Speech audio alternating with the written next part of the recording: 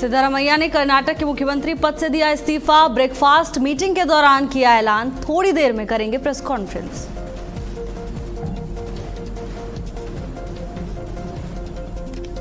बकरीद को लेकर देश भर में अलर्ट जारी। सौहार्दपूर्ण तरीके से मनाई जा रही ईद, सुरक्षा व्यवस्था के पुख्ता इंतजाम, खुले में नमाज और कुर्बानी ना करने की अपील। पीएम मोदी और सीएम योगी आदित्यनाथ, साथ ही पुष्कर सिंह धामी ने बधाई दी।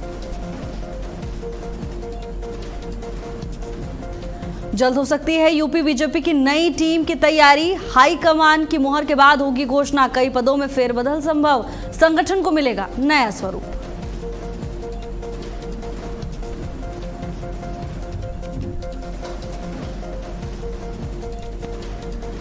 बीजेपी अध्यक्ष नितिन नवीन का उत्तराखंड दौरा। आज से 3 दिवसीय उत्तराखंड दौरे पर रहेंगे नितिन नवीन। कई महत्वपूर्ण राजनीतिक बैठकों में शामिल होंगे। ईरान के बाद ओमान को ट्रंप की धमकी। कहा, हॉर्मुज पर किसी का कंट्रोल बर्दाश्त नहीं, उड़ा देंगे, मुझे चुनाव की परवाह नहीं।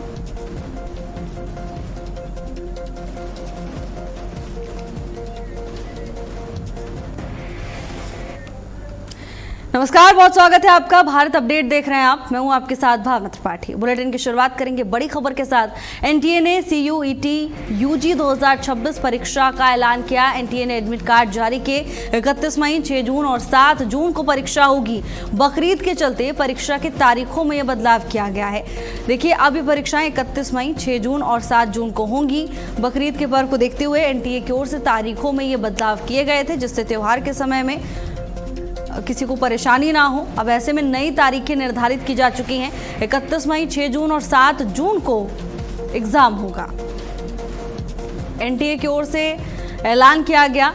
सीयूईटी यूजी 2026 परीक्षा का ऐलान किया गया है। एनटीए ने एडमिट कार्ड जारी कर दिए हैं। 31 मई, 6 जून और 7 जून को परीक्षा होगी। बता दें कि इसे पोस्टपोन किया गया था क्योंकि बकरीद का पर्व था। अब ऐसे में ताकि सभी त्योहार में शामिल हो सकें और किसी को परेशानी ना हो, इसे को देखते हुए ये तारीखों में बदलाव किया गया था। लेकिन अब नई तारीखों का ऐलान किया जा चुका है और अब नई तारीखें सामने आ चुकी हैं। 31 मई, 6 जून और 7 जून तारीखें निर्धारित की गई हैं। इन दिनों परीक्षा होंगी। बकरीद के चलते परीक्षा की तारीखों में तमाम बदलाव किए गए हैं।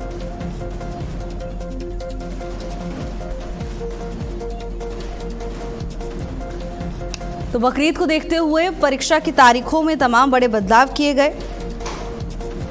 एडमिट कार्ड भी जारी किए जा चुके हैं।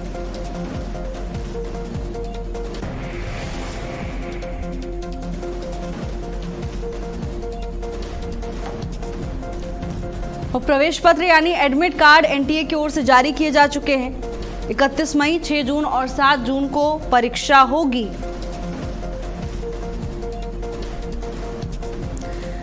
बता दें कि 28 मई की परीक्षा अब 31 मई और 6-7 जून को होगी।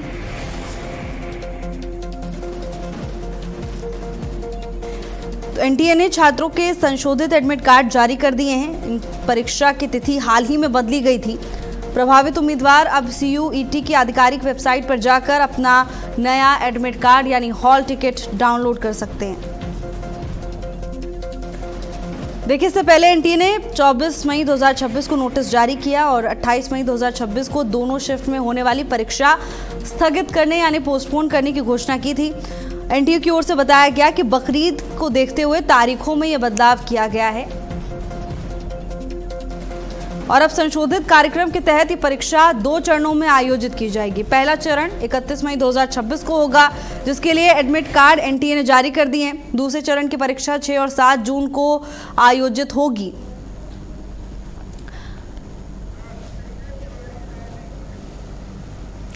प्रिया हमारे साथ जुड़ चुकी हैं तमाम जानकारी लेकर। प्रिया, नई तारीखों का ऐलान किया जा चुका है, क्या कुछ जानकारी?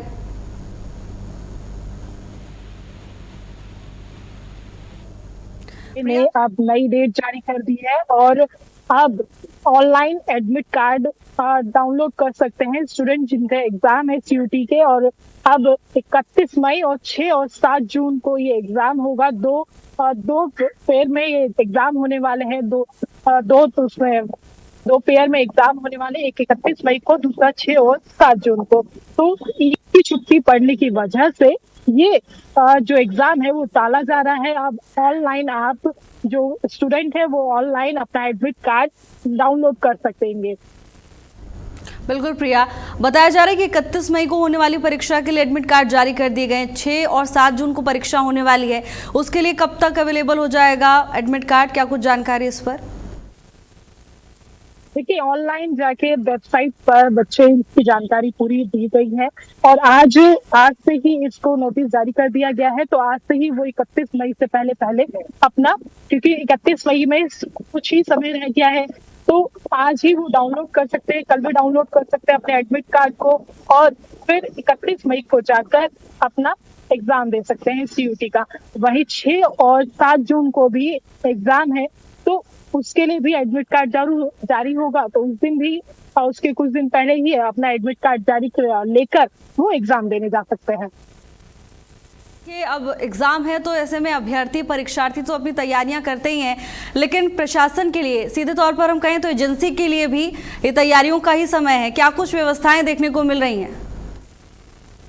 ये सीयूटी एग्जाम बहुत बड़ा एग्जाम कहा जाता है, जो बच्चों का भविष्य है। एग्जाम कोई भी हो, चाहे वो नीट का हो, चाहे सीयूटी हो, चाहे एसएससी हो, चाहे किसी भी एग्जाम हो, वो सबके लिए, स्टूडेंट के लिए एक भविष्य है। तो उसको ध्यान में रखते हुए सुरक्षा बढ़ा दी जाती है। हर बार हर कोचिंग सेंटर में, हर एग्जाम सेंटर पर सुरक्षा बढ़ा दी जाती है। चप्पे चप्पे पुलिस तैनात हो जाती है वहां पर, जिससे कि किसी प्रकार की कोई अनहोनी ना हो और हर जो स्टूडेंट आते हैं उनको चेकिंग करके ही अंदर भेजा जाता है। तो सुरक्षा भी इस चीज को लेकर ध्यान में रखते हुए बढ़ा दी गई है। आंकड़े क्या बता रहे हैं, इस बार कितने अभ्यर्थी परीक्षा में बैठेंगे? परीक्षा केंद्रों की क्या कुछ संख्या रहने वाली है इस बार? देखिए, जिस तरीके से पहले 28 मई को एग्जाम होने वाला था, वहीं अब 31 मई को होने वाला है, तो उसको देखते हुए हर बार आंकड़े बढ़ ही जाते हैं सेंटर के और लाखों की संख्या में सीयूटी के एग्जाम बच्चे देते हैं। तो इस बार भी यही तस्वीरें देखने को मिलेंगी और जो भारी संख्या में बच्चे एग्जाम देते हुए नजर आएंगे। धन्यवाद आपका प्रिया तमाम जानकारी के लिए। तो बकरीद को देखते हुए तारीखों में बदलाव किया गया था। अब CUET की परीक्षा की नई तारीखों का ऐलान किया जा चुका है। 31 मई, 6 और 7 जून को ये परीक्षा होगी। 31 मई को जो परीक्षा होने वाली है उसके लिए एडमिट कार्ड जारी किया जा चुका है और आधिकारिक वेबसाइट पर जाकर परीक्षार्थी, अभ्यर्थी तमाम जानकारी हासिल कर सकते हैं। बहरहाल ये बड़ा अपडेट है। 28 मई को ये एग्ज़ाम होना था, लेकिन क्योंकि बकरीद का पर्व है 28 मई को ही, यानी आज, तो इसी को देखते हुए बड़ा बदलाव किया गया था।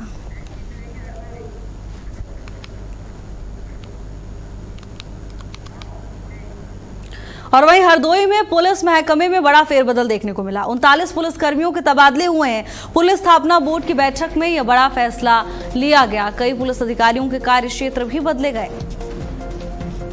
तो पुलिस महकमे में यह बड़ा फेरबदल देखने को मिला है। 39 पुलिस कर्मियों के तबादले किए गए हैं। पुलिस स्थापना बोर्ड की बैठक में यह बड़ा फैसला लिया गया। कई पुलिस अधिकारियों के कार्य क्षेत्र भी बदले गए हैं। बता दें कि पुलिस स्थापना बोर्ड की महत्वपूर्ण बैठक हुई और इस दौरान ये बड़ा फैसला लिया गया है। बड़ा प्रशासनिक फेरबदल पुलिस महकमे में देखने को मिला। 39 पुलिस कर्मियों की जिम्मेदारियां बदली गई हैं। पुलिस स्थापना बोर्ड की महत्वपूर्ण बैठक हुई, इस दौरान गहन मंथन हुआ और उसके बाद ये बड़ा फैसला लिया गया है। कई पुलिस अधिकारियों के कार्य क्षेत्र भी बदले गए हैं।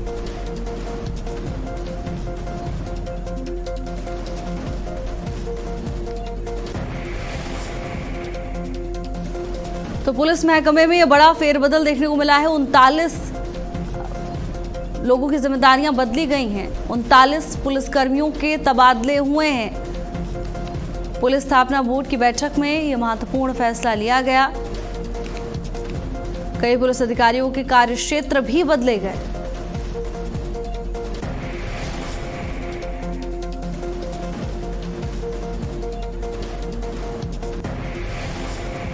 और वहीं प्रयागराज में इलाहाबाद बार एसोसिएशन में कई सदस्यों को आम सभा की सहमति के बाद निलंबित कर दिया गया।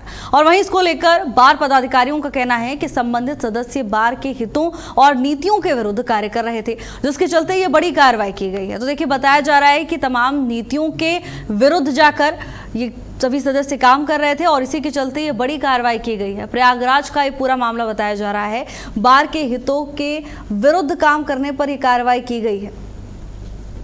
बार एसोसिएशन में कई सदस्यों को आम सभा की सहमति के बाद निलंबित करने का बड़ा और कड़ा फैसला लिया गया है। इसको लेकर बार पदाधिकारियों का कहना है कि संबंधित सदस्य बार के हितों और साथ ही नीतियों के विरुद्ध कार्य कर रहे थे, जिसके चलते ये कार्रवाई की गई है।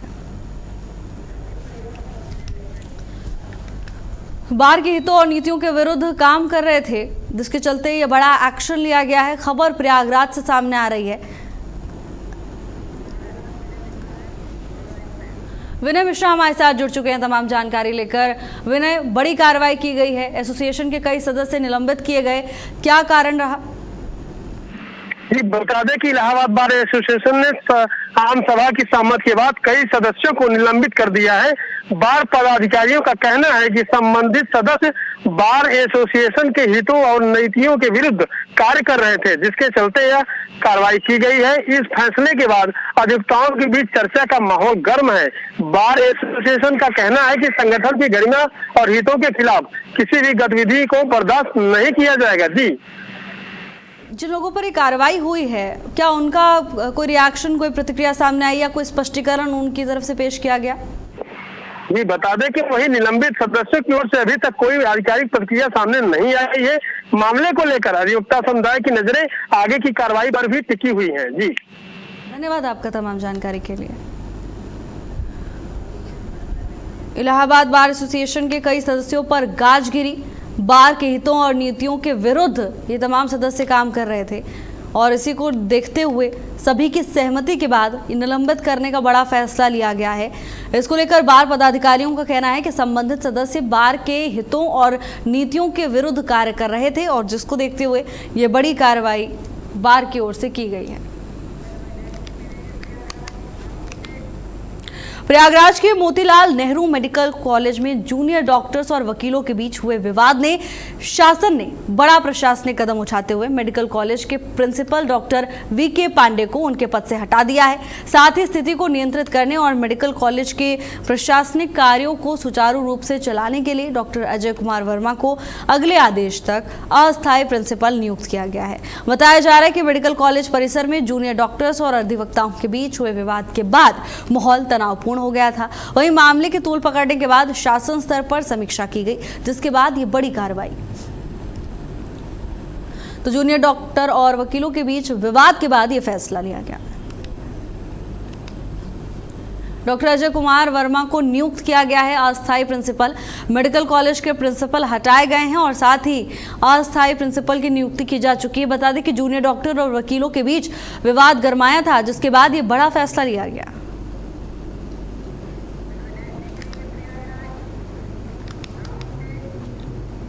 और वहीं प्रयागराज कमिश्नरेट के गंगानगर जोन में थाना बहरिया पुलिस को बड़ी सफलता मिली है। पुलिस ने 2 वांछित वाहन चोरों को गिरफ्तार किया। उनके कब्जे से चोरी की 2 मोटरसाइकिलें बरामद की हैं।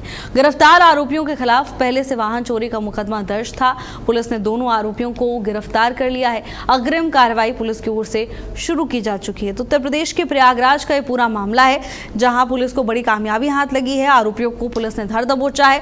2 वाहन चोर पुलिस के शिकंजे में हैं। इसके साथ ही एक बाइक भी बरामद की गई। 2 बाइकें आरोपियों के पास से प्रशासन ने बरामद की। तस्वीरें देखिए, जहां दोनों आरोपी पुलिस के शिकंजे में हैं और साथ ही 2 बाइक भी आरोपियों के पास से बरामद की गई है। अब पुलिस आगे की कार्रवाई में जुट चुकी है। पुलिस की ओर से आगे की कानूनी प्रक्रिया अपनाई जा रही है। इसके साथ ही पकड़े गए आरोपियों से पूछताछ के दौरान भी बड़े खुलासे हो सकते हैं। तो प्रयागराज में ये बड़ी सफलता प्रशासन के हाथ लगी है।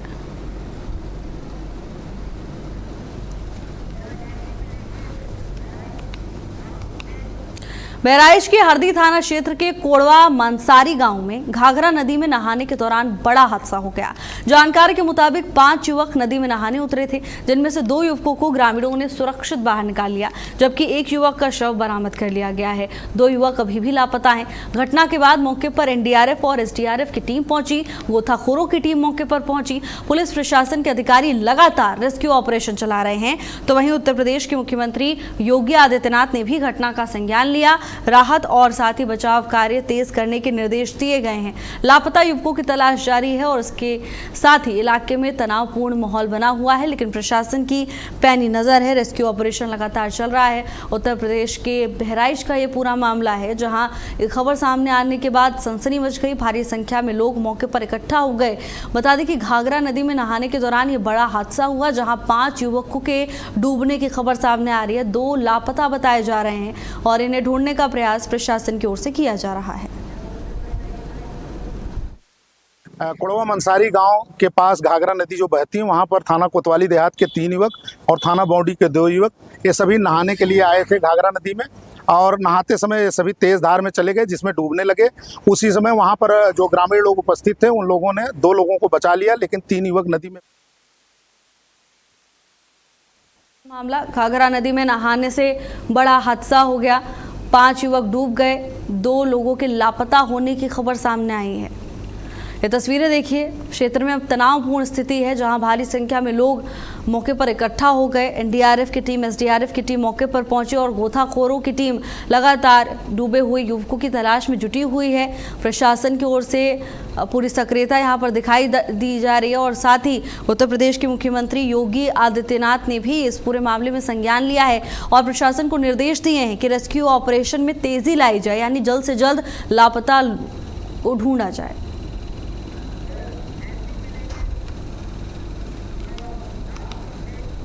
खबर अमरोहा से है, जहां स्वास्थ्य विभाग और पुलिस की संयुक्त टीम ने एक बड़े अंतर्राज्यीय अवैध भ्रूण लिंग परीक्षण रैकेट का पर्दाफाश किया है।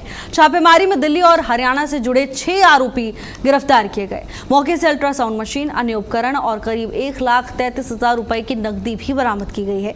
जांच में सामने आया कि गिरोह दलालों के माध्यम से दिल्ली और हरियाणा की महिलाओं को यहां लाकर मोटी रकम लेकर भ्रूण लिंग परीक्षण कराता था। आरोप है कि महिलाओं से हजारों रुपए वसूले जाते थे। पुलिस केस दर्ज कर मामले की जांच में जुट गई है।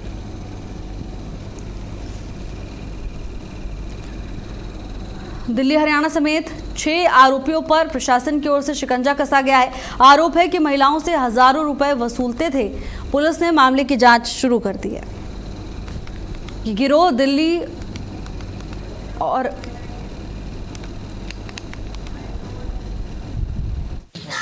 जी, यहाँ पर एक भ्रूण लिंग जांच का पूरा रैकेट पकड़ा गया है, जो कि अमरोहा जिला जो नोडल अधिकारी हैं और हमारे हरियाणा से रोहतक और झज्जर के जो नोडल अधिकारी हैं और हमारी टीमों की जिलों की टीम है, उनका एक जॉइंट ऑपरेशन था ये।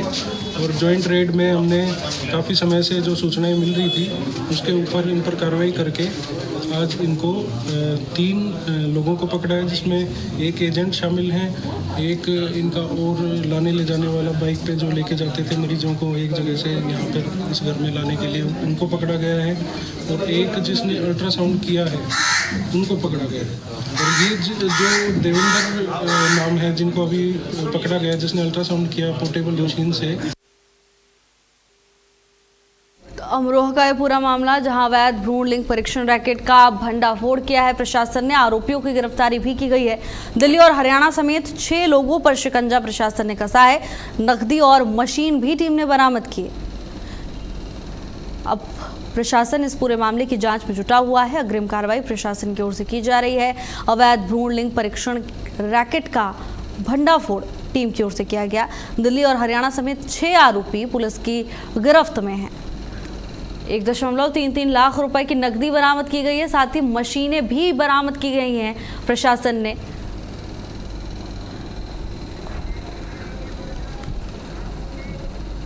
और अब खबर बांदा से है, जहां तेज रफ्तार ट्रक का कहर देखने को मिला। 6 लोगों की मौत की खबर है। साइकिल सवार को टक्कर मारने के बाद ट्रक ने 9 लोगों को रौंद दिया। हादसे में 6 की मौत हो गई है। 3 घायलों का इलाज अस्पताल में जारी है। हादसे के बाद परिजनों ने जोरदार हंगामा किया। सड़क पर परिजनों ने जाम लगा दिया। दर्दनाक हादसे से पूरे क्षेत्र में अफरा तफरी मच गई, चीख पुकार मच गई। प्रशासनिक अधिकारियों ने मौके पर पहुंचकर जाम खुलवाया है। तो उत्तर प्रदेश के बांदा का ये पूरा मामला है, जहां तेज रफ्तार का कहर देखने को मिला। बताया जा रहा है कि इस हादसे में 6 लोगों की मौत हो गई है। साइकिल सवार को टक्कर मारने के बाद ट्रक ने 9 लोगों को रौंद दिया है। वहीं इस हादसे के बाद पूरे क्षेत्र में चीख पुकार मच गई। हादसे में 6 लोगों की मौत की खबर है।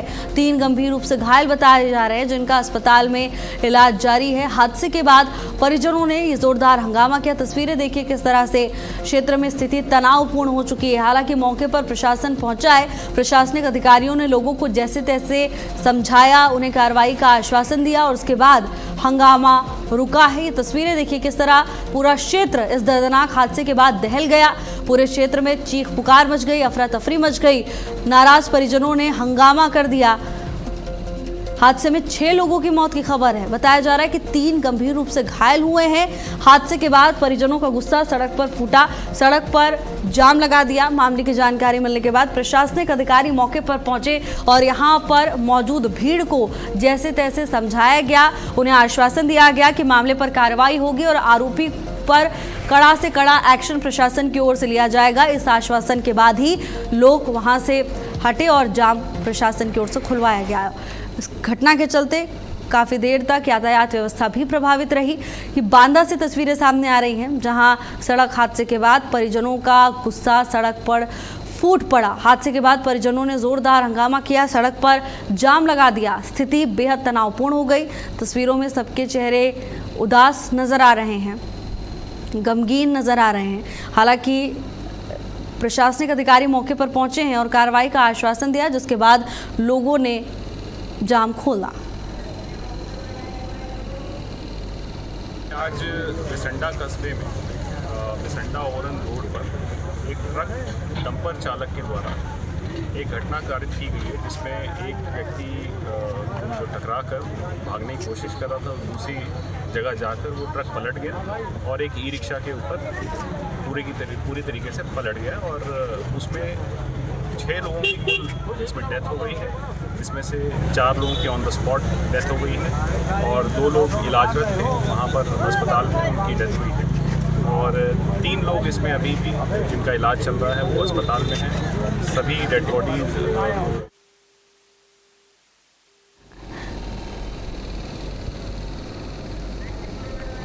उत्तर प्रदेश के बांदा का ये पूरा मामला है। हादसे के बाद परिजनों ने जोरदार हंगामा किया, सड़क पर भीषण जाम लगा दिया। दर्दनाक हादसे के बाद इलाके में चीख पुकार मच गई। तेज रफ्तार ट्रक का कहर देखने को मिला। 6 लोगों की मौत की खबर सामने आ रही है। ट्रक ने 9 लोगों को रौंद दिया, जिनमें से 6 की मौत हो गई है। 3 घायल बताए जा रहे हैं। हादसे के बाद की तमाम तस्वीरें, जहां क्षेत्र में जमकर हंगामा परिजनों की ओर से किया गया।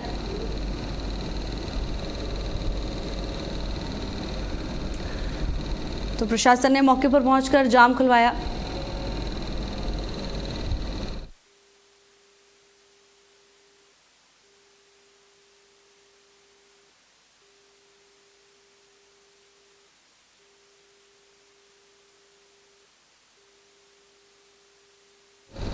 और चलिए अब बुलेटिन में आगे बढ़ेंगे अगली खबर के साथ। ये खबर सोशल मीडिया पर जमकर वायरल हो रही है। सरेआम हथियारों के इस प्रदर्शन से सोशल मीडिया पर यूजर्स अलग अलग तरह की प्रतिक्रिया दे रहे हैं और इस वीडियो में एक बेखौफ युवक कानून की धज्जियां उड़ाता हुआ दिखाई दे रहा है। एक कर कुल 3 अवैध हथियार दिखाता हुआ युवक दिखाई दे रहा है। सरेआम हथियारों के इस प्रदर्शन से सोशल मीडिया पर वीडियो तेजी से वायरल हो रहा है। हालांकि पुलिस की ओर से इस मामले को लेकर संज्ञान लिया गया है।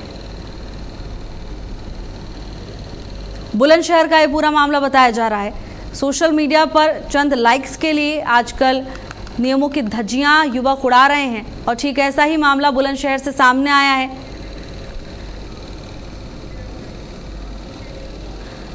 खबर बिजनौर से है, जहां पुलिस जौंदरपुर गांव में चोरों को पकड़ने के लिए पहुंची थी। पुलिस को देख ग्रामीणों ने चोरों को ही भगा दिया और पुलिस के साथ अभद्रता करने लगे। पुलिस का कहना है कि जौंदरपुर और मंडावली पास के गांव पहले से ही अपने आप में अटैची चोरी करने में मामले में चर्चित हैं, इसीलिए इन गांव में क्रिमिनल लोग ज्यादा रहते हैं जो आए दिन इन घटनाओं को अंजाम देते रहते हैं। अगर पुलिस अपने बचाव में शस्त्र ना निकालती तो कोई बड़ा हादसा हो सकता था। बिजनौर थाना पुलिस ने नामजद लोगों के खिलाफ मामला दर्ज कर लिया है। पुलिस की ओर से मामले की जांच शुरू की जा चुकी है।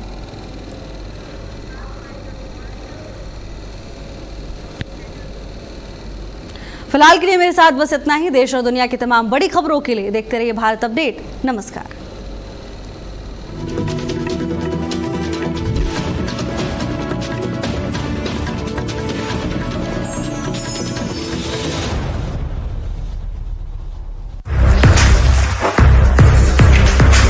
मीडिया की दुनिया में नेतृत्व वही जो सिर्फ संस्थान न बनाए बल्कि एक नई सोच को दिशा दे। ऐसा ही नाम है विवेक पाठक। विवेक पाठक भारत अपडेट के मैनेजिंग डायरेक्टर और एडिटर इन चीफ एक दूरदर्शी मीडिया लीडर के रूप में पहचाने जाते हैं, जिनकी सोच में पत्रकारिता सिर्फ खबरों का प्रसारण नहीं बल्कि समाज के प्रति जवाबदेही का माध्यम है। वर्षों के अनुभव और मजबूत संपादकीय दृष्टि के साथ उन्होंने मीडिया जगत में अपनी विशिष्ट पहचान बनाई है। समाचार की गहराइयां, प्रस्तुति की सटीकता और दर्शकों के विश्वास को केंद्र में रखकर उन्होंने भारत अपडेट को एक मजबूत राष्ट्रीय मंच देने का संकल्प लिया है। उनके नेतृत्व में भारत अपडेट तेज, निष्पक्ष और विश्वसनीय पत्रकारिता की नई परिभाषा गढ़ रहा है। उनकी रणनीति स्पष्ट है, हर खबर तथ्यपरक हो, हर प्रस्तुति प्रभावशाली हो और हर दर्शक को मिले सच का भरोसा। विवेक पाठक का विजन है भारत अपडेट को देश के हर घर तक पहुंचाना और इसे ऐसा समाचार का मंच बनाना जो जनता की आवाज, राष्ट्र की सोच और सच्चाई का सबसे मजबूत माध्यम बने। उनकी अगुवाई में भारत अपडेट सिर्फ एक चैनल नहीं बल्कि भरोसे, निष्पक्षता और नई पत्रकारिता का प्रतीक बन रहा है। समाचार जगत में सफलता सिर्फ खबरों से नहीं बल्कि मजबूत संचालन और दूरदर्शी नेतृत्व से बनती है। दामिनी महौर भारत अपडेट की डायरेक्टर न्यूज ऑपरेशंस, जो हर दिन चैनल की रफ्तार को नई दिशा देती हैं। न्यूज ऑपरेशंस की हर बारीकी पर उनकी गहरी पकड़ और निर्णयों में उनकी सटीकता भारत अपडेट को विश्वसनीयता की नई ऊंचाइयों तक ले जा रही हैं। समन्वय, अनुशासन और नेतृत्व, इन तीनों का अद्भुत संगम है दामिनी महौर। उनकी कार्यशैली सिर्फ प्रबंधन नहीं बल्कि पूरी टीम के लिए प्रेरणा है। आज भारत अपडेट की सफलता में उनकी मेहनत, दूरदृष्टि और समर्पण की मजबूत छाप है। दामिनी महौर एक ऐसा नेतृत्व जो खबरों को सिर्फ संचालित नहीं बल्कि उन्हें प्रभावशाली पहचान देता है। खबरों की दुनिया में भारत अपडेट न्यूज चैनल की धमाकेदार एंट्री। आपका अपना चैनल भारत अपडेट अब आप देख सकते हैं टाटा प्ले के चैनल नंबर 574 और जियो टीवी के चैनल नंबर 2070 पर 24 घंटे सातों दिन। समाचार जगत में सफलता सिर्फ खबरों से नहीं बल्कि मजबूत संचालन और दूरदर्शी नेतृत्व से बनती है। दामिनी महौर भारत अपडेट की डायरेक्टर न्यूज ऑपरेशंस, जो हर दिन चैनल की रफ्तार को नई दिशा देती हैं। न्यूज ऑपरेशंस की हर बारीकी पर उनकी गहरी पकड़ और निर्णयों में उनकी सटीकता भारत अपडेट को विश्वसनीयता की नई ऊंचाइयों तक ले जा रही हैं।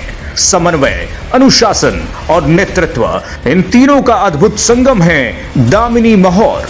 उनकी कार्यशैली सिर्फ प्रबंधन नहीं बल्कि पूरी टीम के लिए प्रेरणा है। आज भारत अपडेट की सफलता में उनकी मेहनत, दूरदृष्टि और समर्पण की मजबूत छाप है। दामिनी महौर एक ऐसा नेतृत्व जो खबरों को सिर्फ संचालित नहीं बल्कि उन्हें प्रभावशाली पहचान देता है। खबर अब सिर्फ स्टूडियो तक सीमित नहीं होगी।